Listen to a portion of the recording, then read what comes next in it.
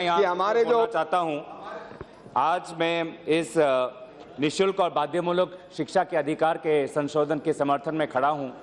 मंत्री महोदय, देखने में तो ये बिल साधारण लगता है। जो डेडलाइन है 2015 का, उसको हम 4 साल और हम बढ़ा रहे हैं, लेकिन इन 4 साल में इसको अगर हम साधारण रूप से ना देखें, आपको एक ऐतिहासिक काम करने का आपको मौका मिल रहा है।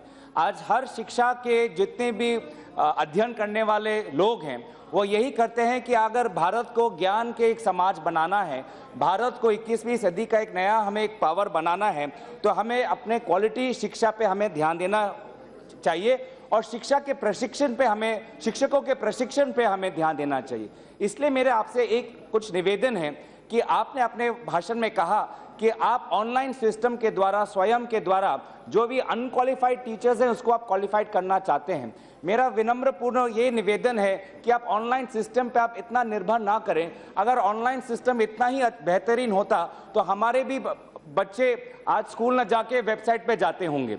इसीलिए आज अगर हमारे बच्चे अगर ऑनलाइन से नहीं पढ़ रहे, हमारे बच्चे भी स्कूल में जा रहे हैं, शिक्षकों से इन पर्सन वो सीख रहे हैं, तो हमारे जो अध्यापक हैं उनको भी एक ऐसी व्यवस्था चाहिए जो व्यवस्था उनको बीएड कॉलेज में मिलता है। आज बीएड कॉलेज की संख्या कितनी है? आज इस बिल के द्वारा आप बीएड कॉलेज की संख्या कितनी बढ़ाने जा रहे हैं? बीएड कॉलेज की सीट कितनी बढ़ेगी? आज मेरे ही जिले में एक ही बीएड कॉलेज है और वो भी बीएड कॉलेज आज इन सर्विस टीचर्स को पढ़ा रहा है, प्री सर्विस टीचर्स को उनको मौका ही नहीं मिल रहा है। इस प्रकार की जो पद्धति आ रही है कि अनक्वालिफाइड टीचर्स को क्वालिफाई करना है, तो सारे बीएड कॉलेजेस अब इन सर्विस को पढ़ा रहे हैं, प्री सर्विस टीचर्स को कोई मौका नहीं मिल रहा है।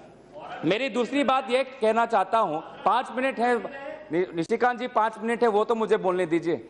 दूसरी बात यह है कि आज टीचर्स अटेंडेंस पे, शिक्षकों के अटेंडेंस पे हमें ध्यान देना चाहिए। हम देख रहे हैं कि शिक्षकों का, सरकारी स्कूलों का शिक्षकों का सैलरी बढ़ चुका है, लेकिन जिस प्रकार से आज सत्यपाल जी ने खुद कहा है, जो परफॉर्मेंस जैसे बढ़ना चाहिए परफॉर्मेंस नहीं बढ़ रहा है।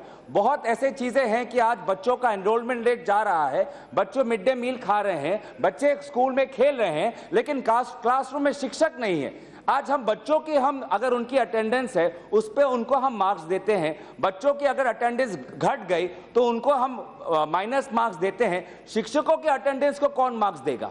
क्या हम ऐसा एक सिस्टम बना सकते हैं कि जो दिन शिक्षक अपने स्कूल में नहीं जाता, वो इंफॉर्मेशन एक छात्र के माताओं पिताओं के पास जाए, ताकि अगले बार जब माताओं पिताओं और शिक्षकों के बीच में जो मीटिंग होते हैं तो माता पिता स्वयं पूछेंगे कि मेरा बच्चा तो जाता है, आप क्यों नहीं आते हैं स्कूल में? तो आप ऐसा एक सिस्टम बनाइए, अटेंडेंस पे आप ध्यान दीजिए, इंसेंटिव दीजिए।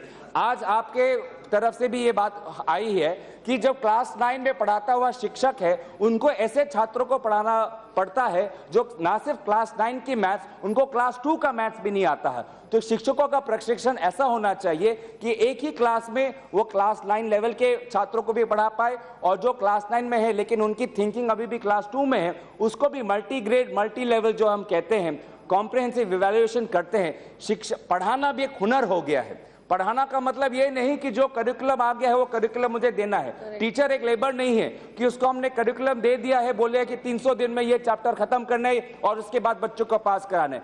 टीचिंग भी एक हुनर है, उस हुनर पे आप ध्यान दीजिए जो बीएड कॉलेज में ही आ सकता है।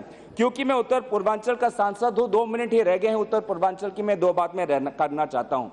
नेशनल करिकुलम फ्रेमवर्क 2005 में लिखा गया था कि शिक्षा का उद्देश्य, मैं किसी एक सांसद ने कहा था कि शिक्षा का उद्देश्य यह होना चाहिए कि भारत की सभ्यता और भारत की इतिहास को हम अपने क्लासरूम में हम उसको बच्चों के बीच में प्रदान कर पाए। उत्तर पूर्वांचल का एक भूमिका है, उत्तर पूर्वांचल का एक मर्यादा है। आज बहुत सी चीजें जो हमारे लिए प्रिय हैं, आज स्कूल और क्लासरूम में नहीं पढ़ाए जा रहे हैं। मेरा विनम्र निवेदन, हम ये बहुत सालों से कह रहे हैं कि असम के महापुरुष श्रीमंत शंकरदेव के आदर्श के बारे में आज हमारे करिकुलम में होना चाहिए।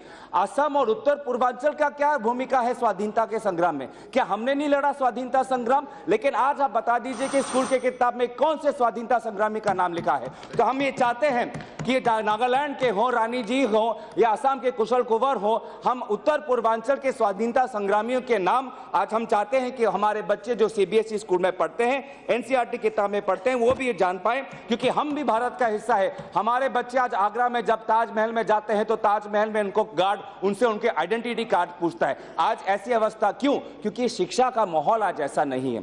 और अंत में मैं यही कहना चाहता हूं कि आपसे, आपके पूर्व मंत्री महोदया 2015 में असम में जाके घोषणा की कि असम में 14 नए नवोदय विद्यालय होंगे। उसका हमने पूर्व हमने इसका स्वागत किया।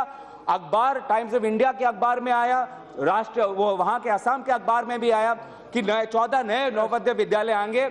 आज 2 साल हो गए, 2017 हो गए, एक भी नया नवोदय विद्यालय नहीं आया। हम आपसे विनम्र अनुरोध करते हैं कि केंद्र सरकार के यूनियन मंत्री की वार्ता में वजन होना चाहिए, लूज कमेंट नहीं होना चाहिए। अगर 14 नए नवोदय विद्यालय हुए तो 14 नवोदय विद्यालय होने चाहिए। मैं अंत में मैं कहना चाहता हूं कि भारत आज कृषि से एक मैन्युफैक्चरिंग से आज ज्ञान के समाज में चला गया है, और ज्ञान एक गुरु ही प्रदान कर सकता है, ज्ञान एक शिक्षक ही प्रदान कर सकता है। शिक्षकों का सम्मान। धन्यवाद सभापति महोदय। एक अहम बिल आज राइट टू